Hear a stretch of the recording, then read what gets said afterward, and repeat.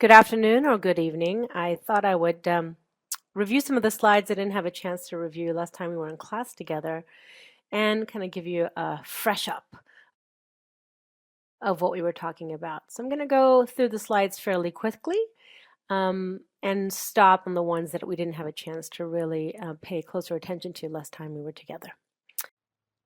The idea of presence is something we're going to continue to kind of return to. And I want you to, as you kind of listen to me over the next several minutes, start to bring your awareness to, your level of understanding your own sense of presence as a leader. And what I mean by that is just notice, do you have a distancing habit or or a kind of intuition that, oh, I don't want to be a leader, or I'm not a leader. So that's a distancing kind of move. Or do you have kind of a sense of wanting to be a leader, or having a sense already that you have the qualities that it takes to kind of have your own stance, your own sense of being a leader? So I want to start refining your kind of tuning into, if you will, even this direction, becoming more and more present to yourself in relationship to this notion, this idea of being a leader. There's a lot of rhetoric, pop culture, theory, practice. Leadership is a huge market. It's a big money-making kind of machine. And got to think about it from a Western perspective. There really is already an imprint to look at this notion of leadership as being something that somebody can acquire. The purpose for really looking at being, knowing, and doing, sort of really looking at these three levels of analysis around leadership, is to try to extend our view beyond what we might not even be aware of yet around the cultural assumptions we've taken on around leadership, even the socialization into roles of leadership, the whole fact that a capitalist system is based on a kind of reward system that is tuned into responsibility, and responsibility and leadership are quite connected. So I really want you to start paying attention to this stuff, right? So what does it mean to be yourself as somebody who wants to be an actor in society? Because that's the kind of leadership that I'm talking about. How you take up your being, your sense of myself in this way of being a participant in our social structures, including my professional structures, my familiar structures, my value structures, my belief structures, right? There are multiple structures we're participating in. And so how do you begin to pay attention to how you participate, how people perceive your participation, and then what do you know about that, and how do you act? In today's complex world, it really does take courage to take a stand, to participate, to really recognize that your thoughts, your values, your beliefs, your way of being all impact the way that you act in the world. And that kind of awareness takes a great deal of courage. A reminder that in order for us to kind of do the deep work I think we're capable of doing in this course in this short period of time, we really do need to believe and build a culture of respect, trust, and confidentiality. And thanks for making your commitment to that. This question around what do you see, how do you see it, why do you see something and not another thing, I think this is a really good way to kind of hold lightly this inquiry into what does it mean for you to be a leader? What is leadership in today's kind of context, in our professional context, in our social contexts? So when I want, my intention here is for you to start to begin to pay attention. What do I see? And is what I see really what I'm seeing? I do want to spend one more second on this notion of how do we continue to extend and expand how we see and what we see. And in the previous slide, there was a dichotomization. It was a black and white. It was a way in recognizing that we hold a view and then there's an opposite view, right? But in this picture, Escher is very good at invoking the more paradoxical or contradictory nature of reality, which is the paradoxes and contradictions are what force us to continuously ask the question, what do I see? How do I see it? What am I not seeing? Right? And those are the questions that help us, guide us really in taking time to cultivate a real sensitivity to what is timely action, what is beneficial action, and how do we take up this role of meeting the complex demands that face us in our professional and social lives.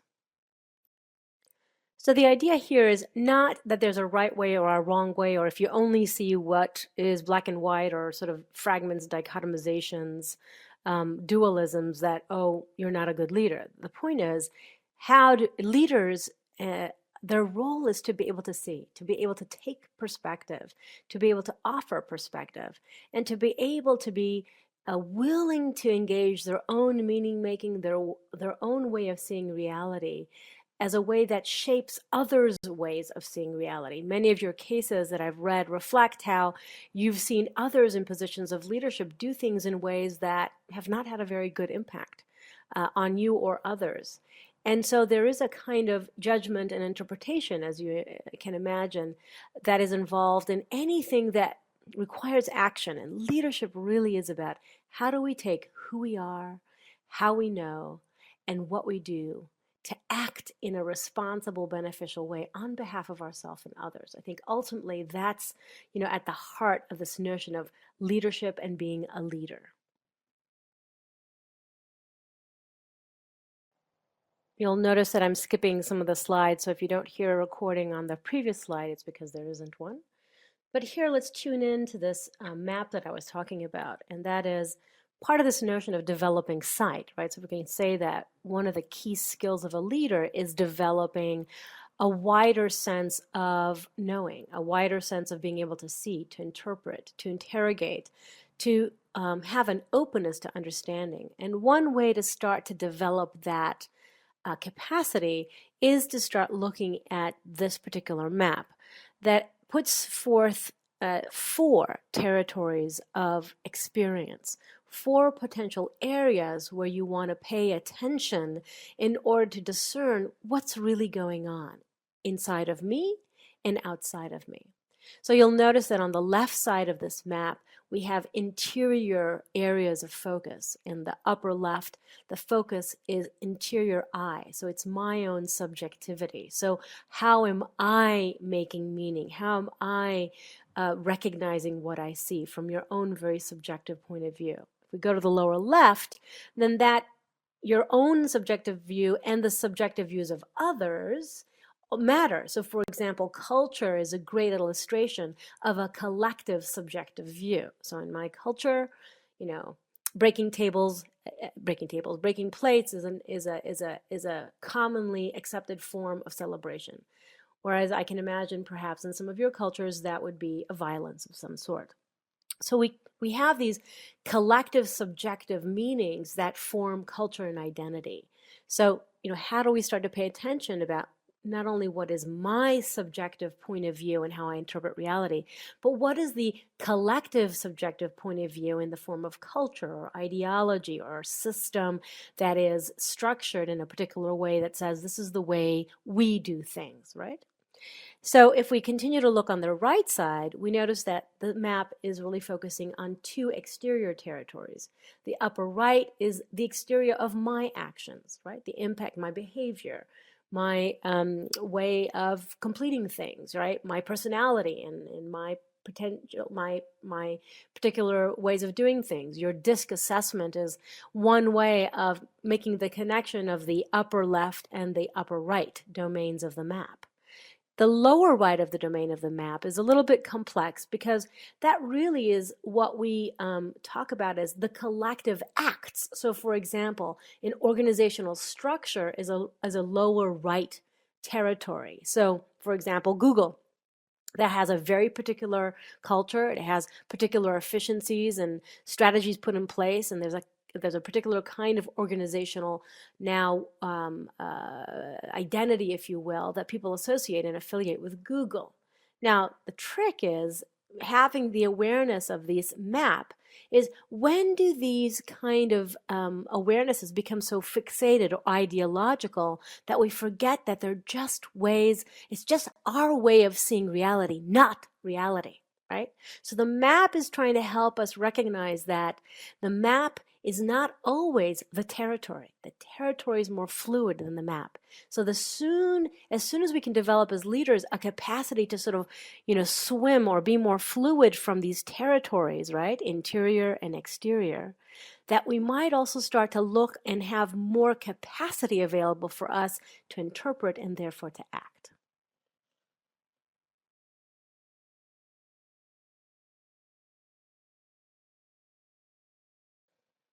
So as leaders, and particularly if we're looking at it from an organizational point of view or from the perspective of, human resources and organizational development, then we are kind of paying attention to a type of leadership that is situated in systems. And so the question then is, what are the type of challenges, systemic, that are being faced that require different forms of leadership, right? So now you're starting to realize that the distinction I make between leader and leadership is that leader is a disposition, a stance, an interior recognition of my capacity, my potential, and my limitations. Leadership is how you enact that disposition as a leader and the impact that has. And in the case of this particular master's degree that you're situated in, you're all mostly focused on organizations, what impacts that has. So that means, how do you learn as a leader to read and recognize the signals of what type of leadership is required of you? What types of acts of leadership are you required to galvanize as a leader? So the two types that I introduced were technical and adaptive challenges, and this is based on Ron Heifetz's work. And this idea that the challenges that require a technical approach mostly require informational learning, meaning you can read about it, you can get someone else's specialization to solve it, you can hire the kind of knowledge you need. It is informational primarily, and predetermined, predictable, and replicable, right? That's what sort of is included in a technical challenge and what kind of learning or leadership acts one has to take. An adaptive challenge, though, is one that requires more transformative forms of learning, meaning constantly being in the inquiry of what's really going on. How am I understanding what's going on? What might I not understand what's going on? And requires a new a challenge to a fixed mindset and a willingness to be much more innovative and entrepreneurial and willing to ask for help and willing to speak things that perhaps are unspeakable and willing to move across, in, out, within, beyond the boundaries of a system. Of course, that is much more complex in nature and therefore more difficult for most people, most working adults actually, in organizational systems. However, by recognizing the type of challenge, what that does, it increases your ability to choose from the repertoire of the types of leadership acts that you can enact. So starting to pay attention to, what is the challenge that's going on here? Is this knowledge that I know or I can be found? Or is this something that's really going to require us to innovate, to create, to discover something that we don't know yet?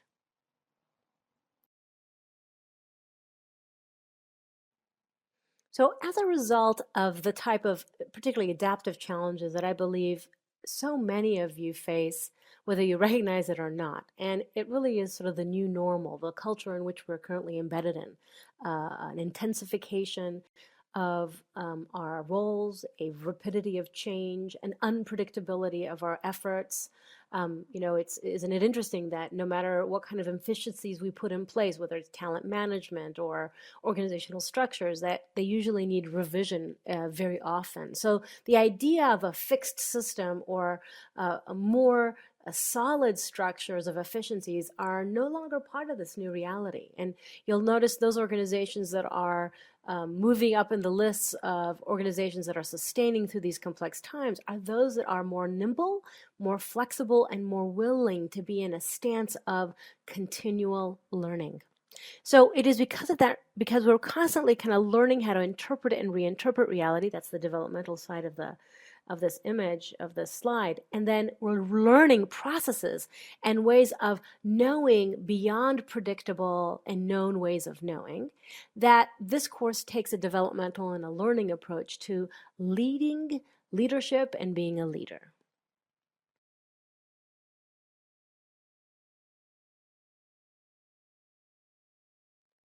So I want to bring your attention to Ken Wilber's work. I haven't asked you to read the whole book, but I do think I have a book chapter available for you, and if not, I'll make it available. But basically, Ken Wilber, who is a transdisciplinary philosopher, an American contemporary philosopher, is the one who sort of took he created basically this map. And Bill Torbert worked with them. Well, actually, Ken Wilber worked with Bill Torbert, and you're reading Bill Torbert's work. So often, Ken Wilber is lauded as being somebody who integrated across the disciplines of the social sciences, Western and Eastern spiritual philosophy, psychology, and integrated and evolutionary biology, and integrated these subjects to talk about perception and interpretation, which is really a philosophical stance. And this map it is representative of those traditions influencing how do we begin to develop the capacity to recognize, to have sight, and to interpret. So we call it the AQUAL map. AQUAL basically stands for all quadrants, all levels. And you can see that this is a map with 4 squares, and so within each square there are particular levels, like the eye and then what the eye represents. So that's kind of what the map is saying. And what it's doing is it's helping us begin to develop the capacity to recognize what is going on in each one of these quadrants, which is what I really want you to start to be paying attention to, especially after you get your DISC responses and we do our personal leadership cases, that really the purposes of these exercises are to raise your awareness, make you aware of yourself in a way that you have not been aware before. Right? And even that awareness, that skill of building the capacity to become aware of yourself is a skill in of itself. So don't take it for granted, and don't be frustrated if you don't even understand what that means at first. Like, how can I take perspective on myself? Well, that's a really good question, right? And if you need help, you might go to your friends, whether it's your husband or your wife or your lover or your parents or your best friend or your priests or your spiritual leaders, and say, how do you know me? What do you know about me? Start to become curious about yourself, almost fearless to discover kind of the edges of your being. That's what this map is encouraging us to do, that we have edges beyond which we do not see. And unless we get support, we don't learn how to see. School definitely doesn't teach us that. So for us to be really capable leaders, particularly in these complex times, our capacity to see is a really important capacity. So this map grafting kind of process is for the purpose of developing greater sight. So in this slide, you can see I'm trying to really draw your attention to what does each quadrant really pay attention to. So on the upper left, which is me, right, I, our interior subjective perspective. It really is my values, my principles, my dreams, my intentions, my assumptions. And so, an exercise that you might want to begin, or a journaling activity, is, wow, well, if I kind of started to write that stuff down, what are they? What are my values? What are the principles in which I base my life on? What dreams do I have? Do I even have intentions? What are my assumptions about the good life, the beautiful life, the just life? What is true? What is beauty, right? These are the existential questions that we need to ask ourselves.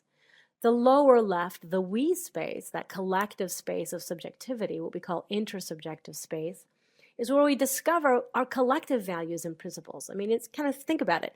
Those of you who are maybe participated in sororities or fraternities in college, why did you choose the particular sorority you were in? What attracted you to their values, right? Their culture.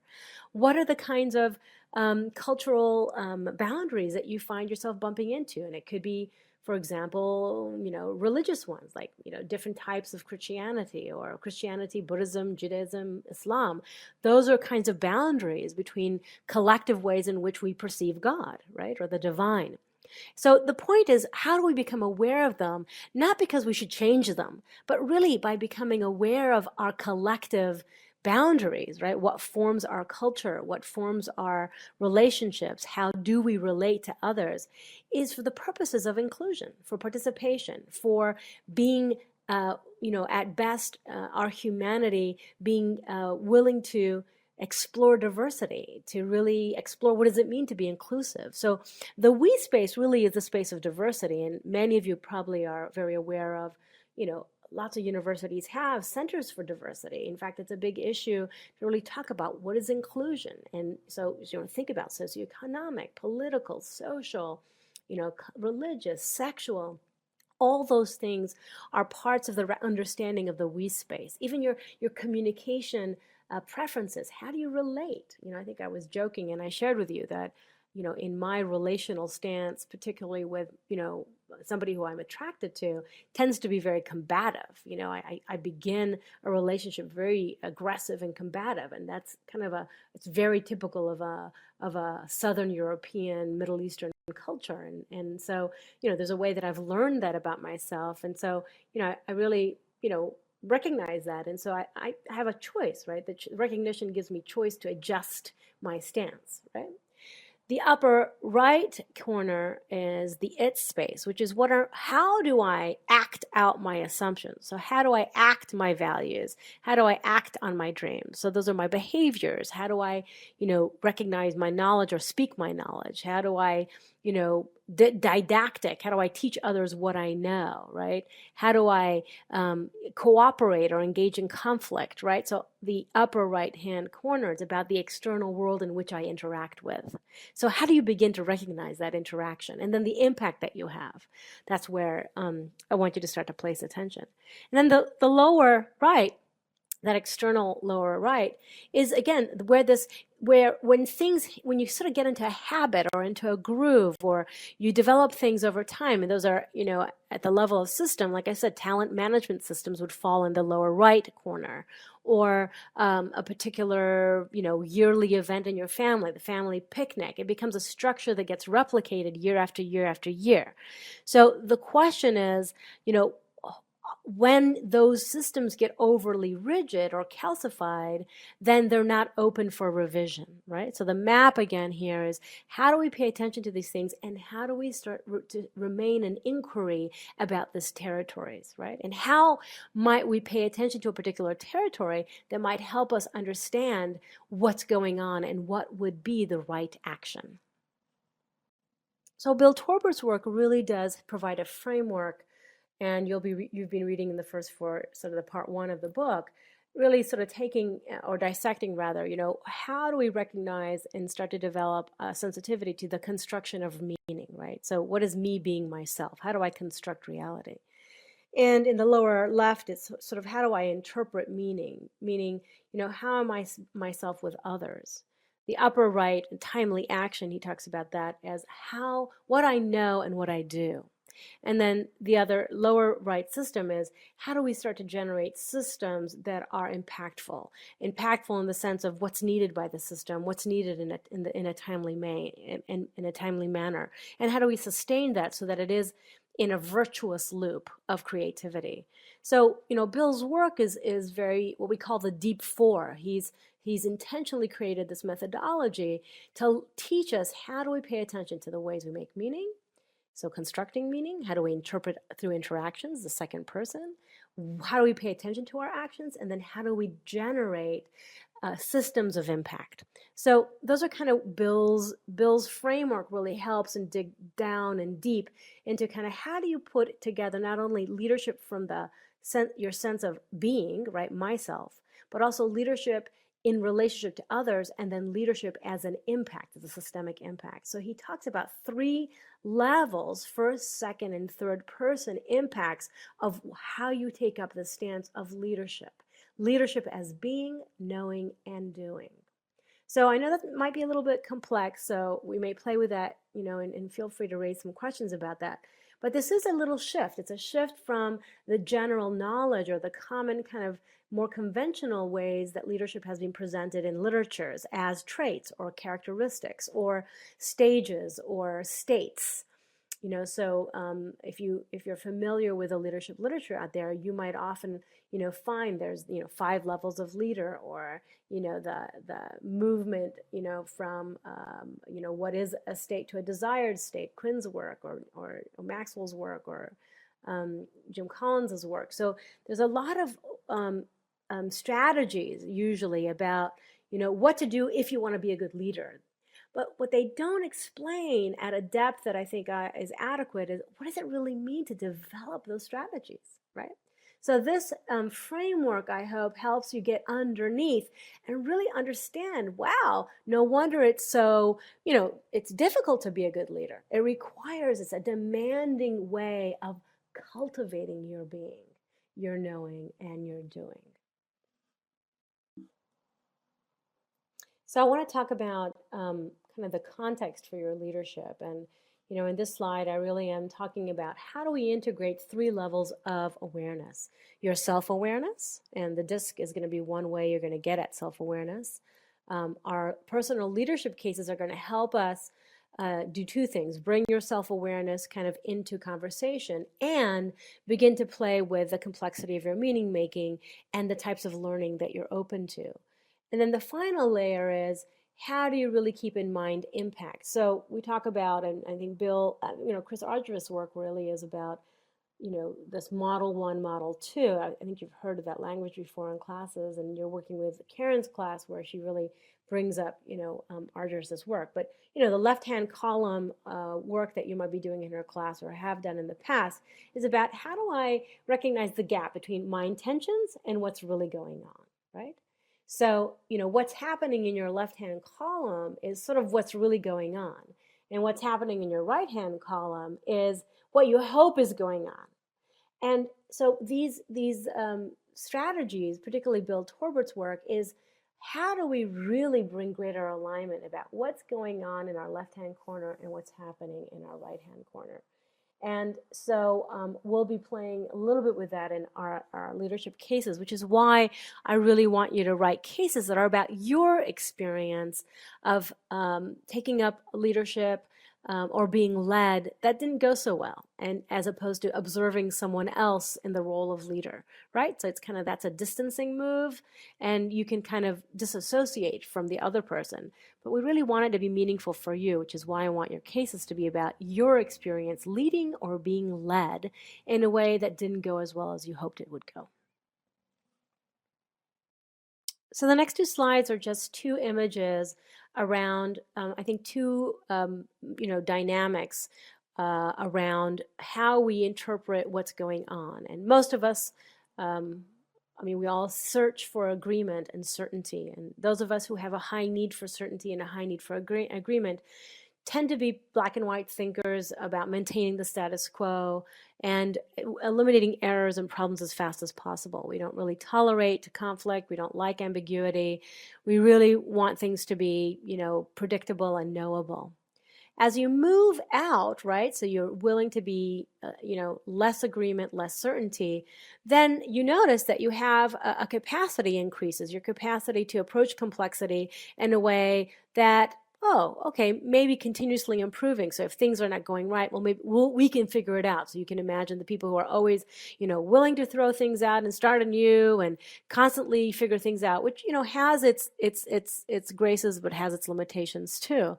So in each one of these kind of approaches to complexities, they're not the right way or a wrong way, but just to see that these dynamics around agreement and certainty are really at the core around how we take up this ability to respond, this ability to lead, this ability to sort of act in the midst of complexity. And you'll notice that as agreement and certainty become less of an issue, or rather less of a certainty, if you will, or a need for high agreement and high certainty, then you increase your capability of having more flexibility, malleability in the face of complexity. So it's rather paradoxical, right?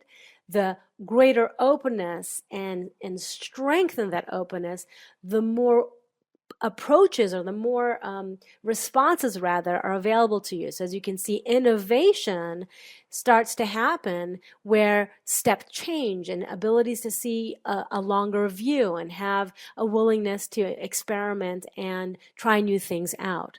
And finally, this transforming, where you have the lowest way of agreement, the lowest certainty. And by the way, low agreement doesn't mean like, oh my God, there's chaos and no one knows how to communicate and we all disagree. It's rather that we are willing to have the types of conversation that aren't seeking agreement or consensus, which I'm sure for some of you drives you mad, but rather you create a culture where everyone's voice matters, and that by hearing everyone's voice and perspective, a greater perspective can emerge, which we call this a transforming approach to complexity, where we are willing to start again, we're willing to try things new, and we're willing to also hold the line, right?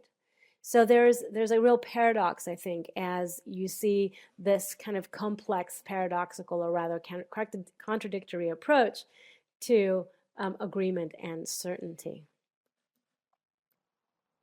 So one of my co-authors, Dr. David McCallum, he's at Le Moyne College in Syracuse, and part of the Jesuit order, he and I have been working a lot about around the practice of collaborative developmental action inquiry, which is based out of Bill Torbert's work. And our work is very interested in, given the kind of complex context that we find ourselves in, how do we develop the capacities to respond in a way that's timely and beneficial? So this is something that we wrote. The complexity of our current social, environmental, and economic realities requires conceptual frameworks and developmental practices that simultaneously match this complexity and elevate the consciousness through which we generate transformative pathways for collective action.